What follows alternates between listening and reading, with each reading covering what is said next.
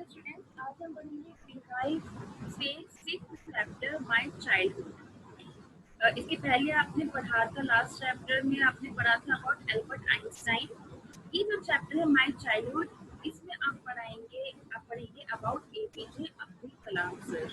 ये जो वर्ल्ड में इतने ज़्यादा पॉपुलर फेमस साइंटिस्ट रह चुके हैं, ये इतने ज़्यादा मेंशन किए हैं, इनकी लाइफ के बारे में हम पढ़ेंगे। ठीक है, अब एपीजे अब्दुल कलाम सर के बारे में पढ़ेंगे। ये हमारे कंट्री के 11th प्रेसिडेंट रह चुके हैं। ठीक, एंड जैसे कि आपको पता होगा कि एक बार कहीं पर लेक्चर देते हुए लोग बच्चों को पढ़ाते हुए ही इनकी डेथ हो गई थी। और जैसे कि कहा जाता, जैसे कि जनरली होता है, ये इस तरीके के लोग जो बड़े साइंटिस्ट होते हैं, प्रेसिडेंट होते हैं, इनके पास उनकी प्रॉपर्टी बहुत होती है। ठीक है, लेकिन जब कलाम सर की डेथ हुई उसके बाद जो है इनकी जो प्रॉपर्टी कैलकुलेट की गई थी, तो उसमें सिर्फ था एक सिंगल वाला घर, दो जोड़ी कपड़े, बस, और बहुत सारी बुक्स। इसके अलावा इनके पास कुछ भी नहीं। तो इतने ज़्यादा सिंपल काइंड ऑफ पर्सन थे। तो नाउ माय चाइल्डहुड, ये जो डिस्क्राइब किया गया है, ये है इन्होंने अब्दुल कलाम सर ने अपनी ऑटोबायोग्राफी लिखी थी। उसका नाम था विंग्स ऑफ फायर। ठीक है, उसमें उन्होंने अपने चाइल्डहुड के बारे में बताया था, और वो इंसिडेंट्स अपने चाइल्डहुड के बारे में लिखा था खुद से, जो यहाँ पर आपको दिख गया। तो अभी हम कल के चैप्टर स्टार्ट हो। Can you think of any scientists who have also been statesmen? Okay, अब statesman क्या होता है? Statesman जनरली वो पर्सन होता है जो साइंटिस्ट होने के साथ साथ अपने स्टेट के लिए, अपनी कंट्री के लिए भी कुछ करे।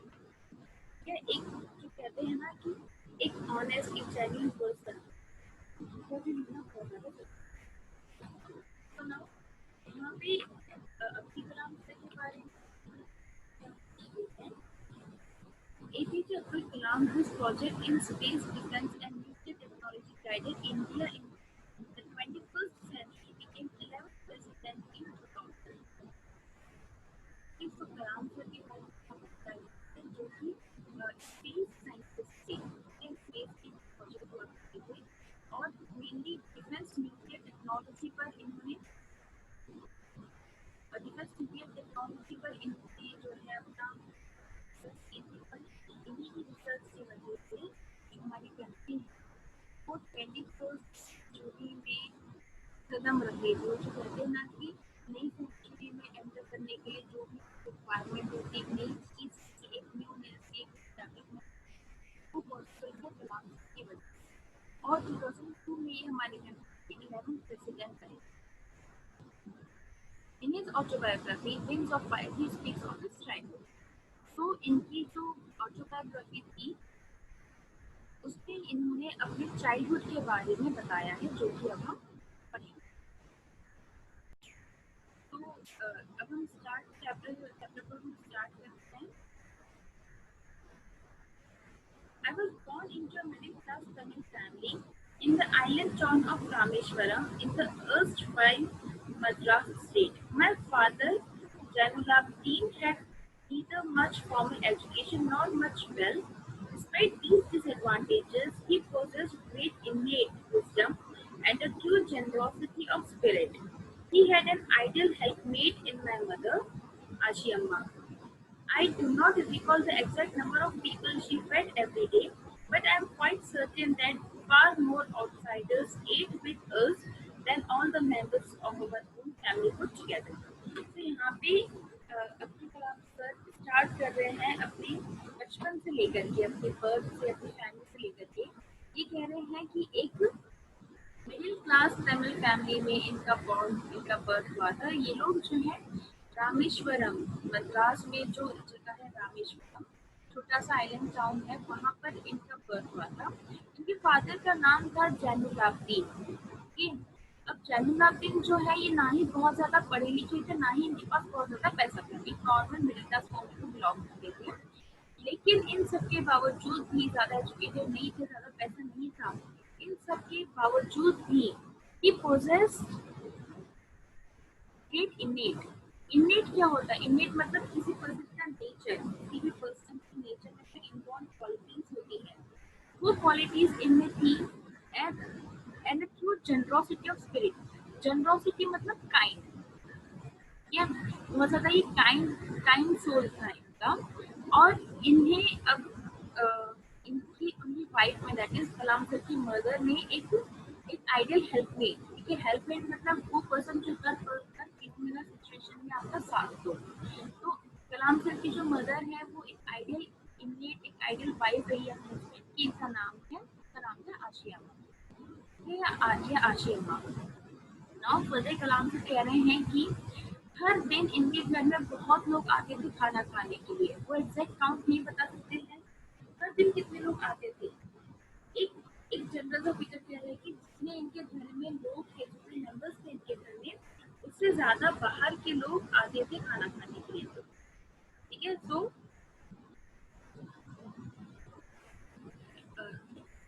यहाँ पे वो बता रहे हैं कि घर, ऑल्दो ये लोग गरीब थे, मिडिल क्लास फैमिली को बिलोंग करते थे, ज्यादा पैसा नहीं था, बट स्टिल स्टिल इनके घर में जितने फैमिली मेंबर्स नहीं थे उससे ज्यादा बाहर के लोग आकर खाना खाकर जाते थे। तो ये लोग इतने ज्यादा काइंड, इतने ज्यादा जेनरस थे कि कोई भी इनके घर पर आता तो बिना खाना खाए नहीं जाता। I was one of many children, a short boy with rather undistinguished looks. Born to tall and handsome parents, we lived in our ancestral house, which was built in the middle of 19th century. अब further कलाम sir कह रहे हैं कि I was one of many children, कि इनके घर में जो बहुत सारे बच्चे थे उसमें से ही एक कलाम सर थे। और अपने आप की पर्सनालिटी को बता रहे हैं कि वो शॉर्ट थे, हाइट में कम थे, रैदर अनडिस्टिंग्विश्ड लुक्स। अनडिस्टिंग्विश लुक मतलब जो दिखने में बहुत ज्यादा अच्छे नहीं होते हैं, ठीक है, बहुत ज्यादा हैंडसम या क्यूट नहीं होते हैं। ठीक है, born to tall and handsome parents, वो कह रहे हैं कि कलाम सर के जो पेरेंट्स थे वो काफी ज्यादा टॉल थे और हैंडसम थे, लेकिन वेयरएज कलाम सर जो हैं वो शॉर्ट रह गए हैं और अनडिस्टिंग्विश लुक का रहा है। फर्दर ये लोग अपने एंसेस्टर्स, अपने पूर्वजों के घर में रहते थे, जो कि somewhere around middle of 19th century में ये घर बनाया गया था। It was a fairly large pucca house made of limestone and brick on the Moss Street in Rameshwaram. Further वो कह रहे हैं कि उनका और तो पुराना एंसेस्टर घर था, लेकिन वो पक्का हाउस था जो कि लाइमस्टोन और ब्रिक से बना हुआ था। और इनका जो घर है वो मॉस्क स्ट्रीट, रामेश्वरम में एक जगह है मॉस्क स्ट्रीट, वहाँ पर इनका घर था।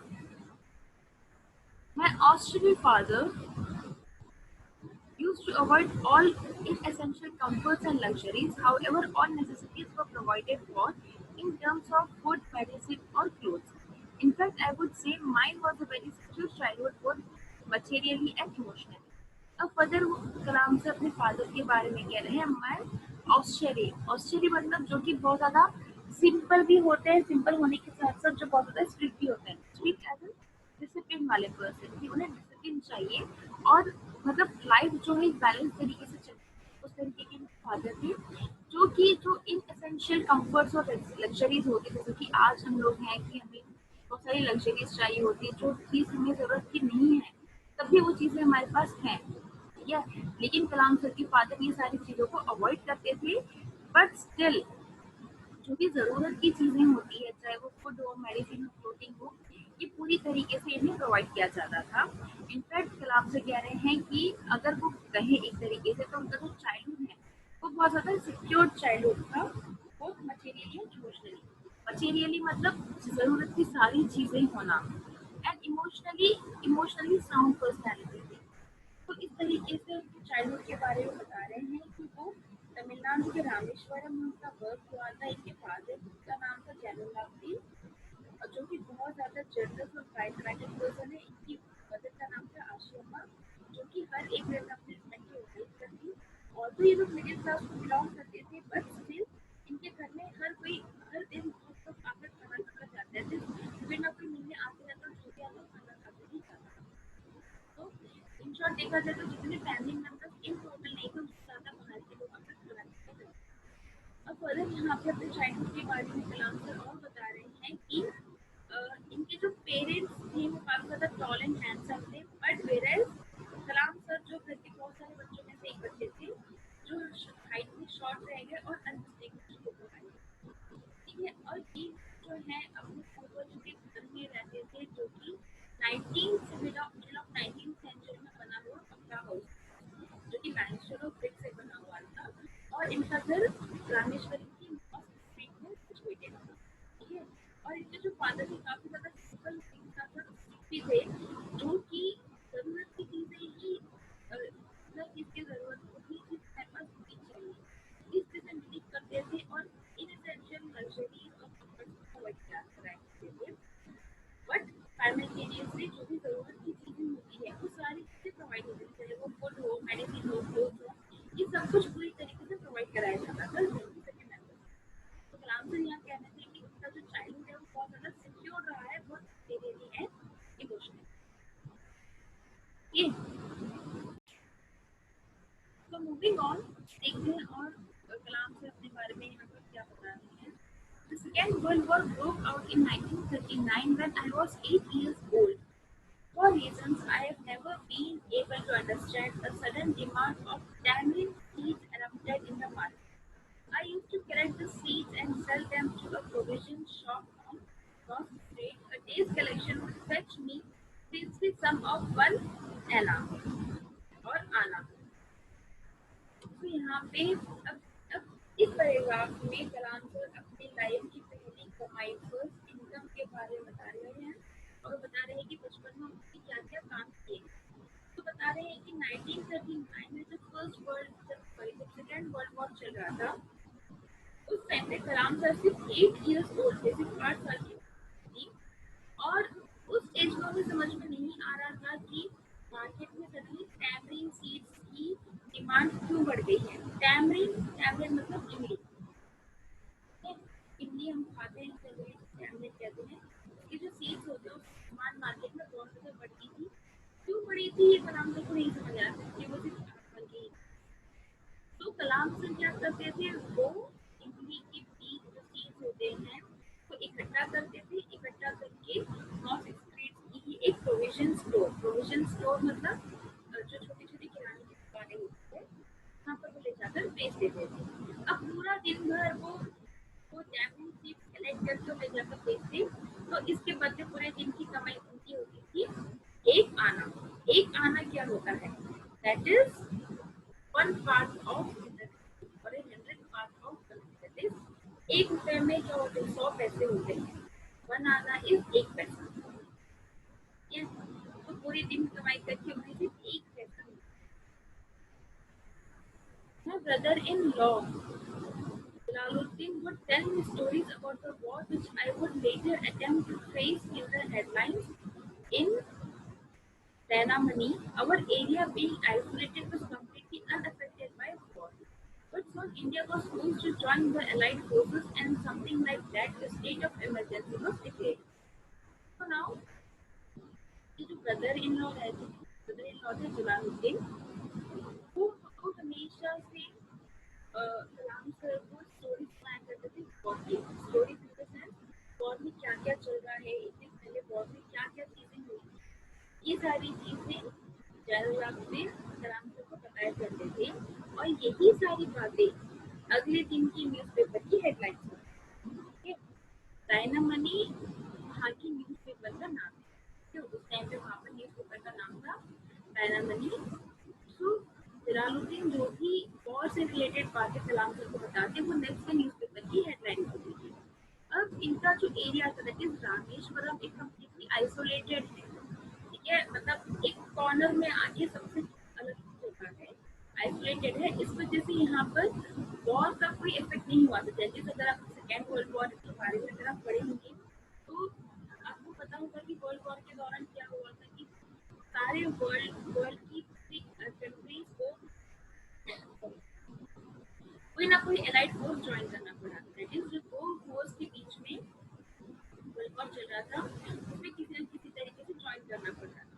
तो हमारी कंट्री से भी जो यंग एज के लोग थे उन्हें भेजा गया था वॉर में एज अ सोल्जर। प्लस हमारी कंट्री से जूट के गनी बैग्स बनाकर अनाज, कॉटन, ये सारी चीज़ें सप्लाई होती थी, तो चीज़ें जो कि फौज की जरूरत को पूरी कर सकती। ठीक है, इसमें फूड अनाज भी हमारी कंट्री से बहुत समय किया था क्योंकि ये सारे लोग जो आर्मी में हैं उन्हें खाना खा सकते, इसकी बहुत बड़ी स्टोरी है कि इंडिया से क्यों जाता था अमेरिका या यूएस है, तो वहाँ पर ही क्यों नहीं खेती होती थी। बहुत बड़ी स्टोरी है, जब आप हिस्ट्री में नेक्स्ट पढ़ेंगे तब आपको सारी चीज़ें क्लियर होगी। तो अ, रामेश्वरम क्योंकि आइसोलेटेड एरिया था, ये ये इनिशियली अफेक्ट नहीं हुआ था वॉर से, लेकिन सून जल्दी ये हो गया था कि इंडिया को भी अलाइड फोर्स ज्वाइन करना पड़ा था। अलाइड फोर्स जो मैंने जैसे भी कहा कि दो दो पार्टीज के बीच में वॉर चल रहा था, तो इंडिया को अलाइड फोर्स ज्वाइन करना पड़ा था। अलाइड फोर्स किसकी थी? इसमें कौन कौन सी कंट्रीज मेंबर थे? इसमें थे यूके, यूएसए और रशिया। ये तीनों एक टीम में थे, एक पार्टी थी जिसका नाम था अलाइड फोर्स। ये अपोजिंग में लड़ रहे थे जर्मनी और रशिया। ठीक है, तो इंडिया को ये अलाइड फोर्स ज्वाइन करना पड़ा। उस टाइम पे हमारे कंट्री में इमरजेंसी का पीरियड डिक्लेयर हो गया था। The first casualty came in the form of suspension of the train halt at Rameswaram station. The newspaper now had to be bundled and thrown out from the moving train on the Rameswaram road between Rameswaram and Dhanushkodi. That caused my cousin, Samsudin, who distributed newspapers in Rameswaram, to look for a helping hand to catch the bundles, and as if naturally I felt this loss. Samsudin helped me earn my first wages half a century later. I can still feel the surge of pride in earning my own money for the first time. अब जो है जब world war चल रहा था, हमारी countries में join हो गई थी, तब जो पहली कैजुअलिटी दैट इज, अभी हमने पढ़ा था कि रामेश्वरम आइसोलेटेड था, उस पर कोई असर नहीं हुआ था। तो जो पहला इफेक्ट रामेश्वरम पे हुआ था वो था कि जो ट्रेन वहां से जाया करती थी, उस ट्रेन को रामेश्वरम स्टेशन पे जब वो जो पहले रुका करती थी, वो स्टॉपेज इसका बंद कर दिया गया था।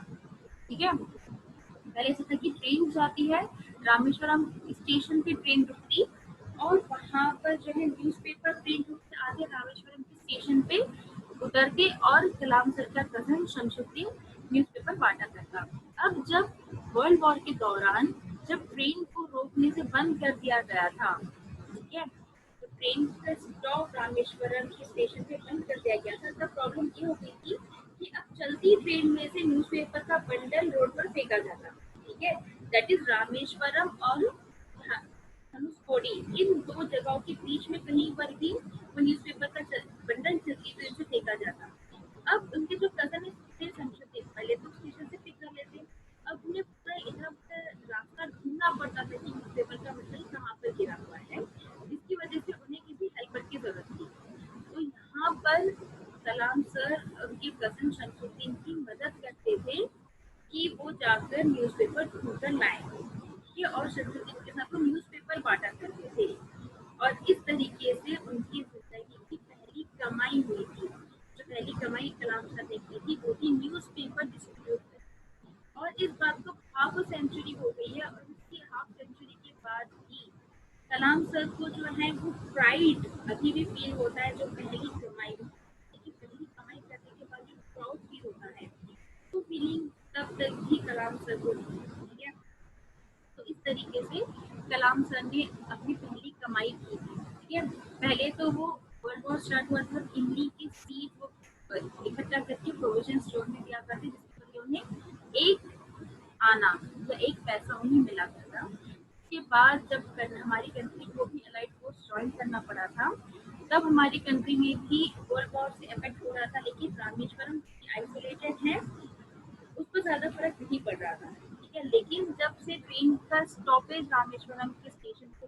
स्टॉप बंद कर दिया गया था, तब प्रॉब्लम ये हुई थी कि उनका कजन शमसुद्दीन जो है वो पहले तो स्टेशन पे ट्रेन रुकती, वहाँ पे न्यूज़पेपर का बंडल आता, और शमसुद्दीन वहाँ से न्यूज़पेपर लेके बांटा करते। लेकिन अब ट्रेन का स्टॉप बंद होने की वजह से रामेश्वरम से लेके धनसुरी जगह पर कहीं पर भी वो बंडल फेंक दिया जाता, और शमसुद्दीन को ढूंढना पड़ता, जिसकी वजह से शमसुद्दीन को कोई हेल्पर की जरूरत थी। तो वहाँ पर कलाम सर उनकी हेल्प करना स्टार्ट किए कि वो शमसुद्दीन के साथ जाकर न्यूज़पेपर का बंडल ढूंढते, तो वो इतने बड़े एरिया में एक स्टेशन से दूसरे स्टेशन के बीच में भी हो सकता था। ठीक है, तो वहाँ पे वो जाके ढूंढते और अपने कजन शमसुद्दीन की मदद करते न्यूज़पेपर बांटते।